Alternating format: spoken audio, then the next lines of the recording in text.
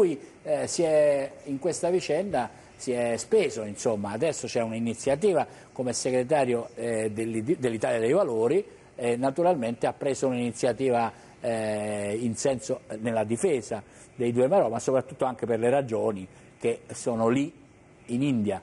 Messina. Buongiorno direttore, intanto grazie dell'ospitalità. Noi oggi abbiamo manifestato davanti al Ministero della Difesa con queste maschere che non sono carnevale ma sono delle maschere di chi non può parlare e nasconde la verità. Provi a mettersela, ci faccia vedere con la maschera com'era al Ministero. Ecco qua, noi siamo così. Mi dispiace di non avere una maschera, perché se l'avessi avuto in studio l'avremmo indossata sia io che Capozzo. Perché, vede, noi pensiamo che su questa vicenda di Marò, e devo dire è intervenuto autorevolmente Capozzo, tra l'altro ieri sera in trasmissione, ci siano tanti lati oscuri e soprattutto ci sia qualcuno che voglia nascondere la verità. Noi l'obiettivo è semplice, non quello di far tornare per via diplomatica i Marò pensando che siano colpevoli, ma vorremmo farli tornare in Italia convinti della loro innocenza, e questo è quello che avrebbe dovuto fare ogni governo, cosa che non è accaduta. Io ho chiesto stamattina proprio questo al Ministro Pinotti, che apra tutti i cassetti del suo Ministero e renda nota la verità.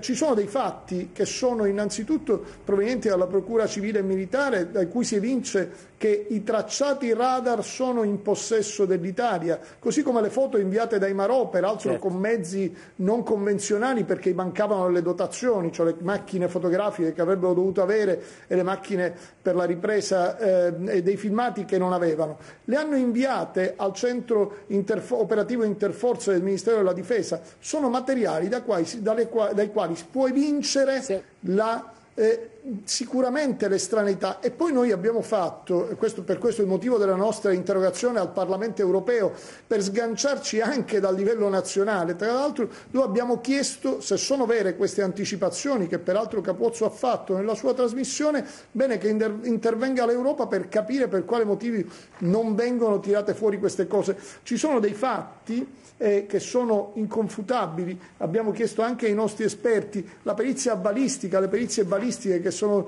venute fuori, a parte che i nostri ufficiali dei Carabinieri non hanno potuto partecipare all'attività probatoria perché, come al contrario di ogni processo che si rispetti, però aspetti, non sono stati nemmeno ammessi. La interrompo, Messina, perché Prego. Io degli indiani sto parlando con Capozzo da mesi, no? Anche voci un po' isolate. Io voglio parlare degli italiani, perché noi siamo italiani. E poi ieri sera, guardando con attenzione la trasmissione, ho avuto la conferma che se fosse avvenuta una violazione grave della legge, tentato omicidio, eccetera, sarebbe avvenuta a partire dal territorio italiano. Questo dice la legge internazionale. Quel posto a 20 miglia dalla costa è Italia, se non mi sbaglio, cioè il posto, la tolda della nave.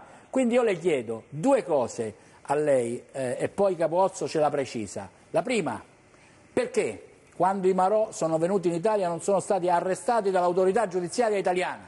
Guardi, questa domanda io non me la riesco a levare dalla mente da mesi, perché qui in Italia viene indagato e arrestato chiunque.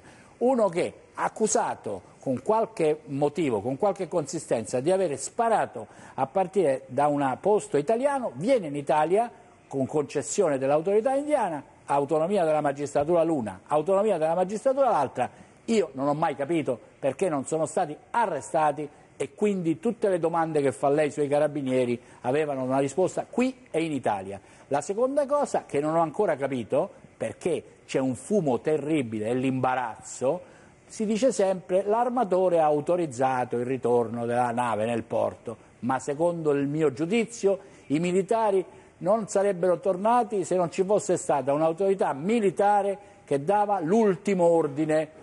Nel regolamento non è prevista, ma io sono convinto che quest'ultimo ordine da parte di un'autorità militare ci sia stato. Lei su queste due cose mi risponde la magistratura italiana perché non li ha arrestati e se le risulta che qualche alto comando italiano abbia poi alla fine detto ma sì, intanto facciamoli tornare. No, allora, per quanto riguarda la magistratura, avrebbe dovuto, a mio modo di vedere, arrestarli, come dice bene lei, se c'era un reato. La verità però lì è dettata da un altro fatto, che i Marò con molta probabilità, quasi certezza, sono innocenti. Io prendo le dichiarazioni del commissario Staffan de Mistura rilasciate in audizione in commissione al Senato il 13 novembre del 2013, quindi sono dichiarazioni ufficiali di chi è andato lì a trattare. Bene, lui dice c'è un'incongruenza, e non rivelo un segreto perché è già uscito sulla stampa indiana, tra le pallottole che sono state rinvenute nei 2 pescatori indiani morti e i due fucili di Girone e La Torre non coincidono. Quindi materialmente la il governo che italiano... diceva Capozzo prima, Perfetto, ma è la dichiarazione del commissario del governo che è andato in India e sta trattando, quindi ha la certezza che queste armi non sono quelle che hanno ucciso gli indiani che sono stati colpiti da quell'assalto. Quindi non siamo nemmeno sicuri che sia stata giusto la nave, l'Alexie, ad avere incontrato questi qua. I magistrati italiani, però la procura militare avrebbe dovuto trattenerli, certamente sì, anche perché parlavamo di un paese che rischiava di sottoporre a pena di morte, oggi pare fortunatamente scongiurati, i nostri militari, mentre nel nostro ordinamento non è prevista, quindi a maggior ragione avrebbe dovuto trattenere. Aggiungo, loro erano sottoposti ovviamente alla giurisdizione italiana anche perché eravamo fuori dalle acque territoriali e quindi materialmente in acque internazionali. Quindi questo tema sicuramente andava fatto, non è stato fatto, probabilmente una decisione che qualcuno ha voluto prendere inopinatamente in quel contesto.